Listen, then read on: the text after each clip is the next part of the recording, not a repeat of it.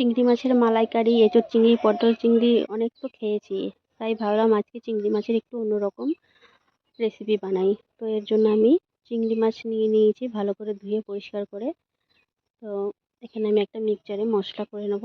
দিয়ে দিয়েছি পোস্ত, মগজ, কাজু, কাঁচা লঙ্কা। এটা আমি মিহি করে একটা পেস্ট তৈরি করে নেব। এরপর একটা কড়াইতে তেল গরম করে কালো জিরে, তেজপাতা আর গোটা গরম মশলা ফোড়ন দিয়ে পেঁয়াজ কুচিটা দিয়ে দেবো।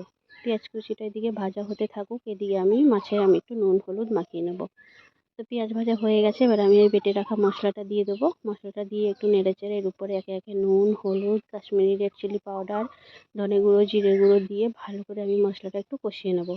কষিয়ে নেওয়ার পর নুন হলুদ মাখানো চিংড়ি মাছটা আমি দিয়ে দেবো। চিংড়ি মাছটা দিয়ে ভালো করে আমি এটা কষিয়ে নেব। প্রায় আমি 10 থেকে 15 মিনিট চিংড়ি মাছটা আমি হালকা আছে কষিয়ে নিয়েছি। কষিয়ে নেওয়ার পরে আমি একটু জল দিয়ে দেবো। জল দেওয়ার পরে আমি এটা ভালো করে ফুটিয়ে নিয়ে দুটো কাঁচা লঙ্কা চেরা আর একটু চিনি দিয়ে দেবো। চিনিটা আমি ভিডিও করতে ভুলে গেছি, তো চিনিটা অবশ্যই আপনারা দেবেন। আর নামানোর আগে একটু গরম মশলা ছড়িয়ে নামিয়ে নেব।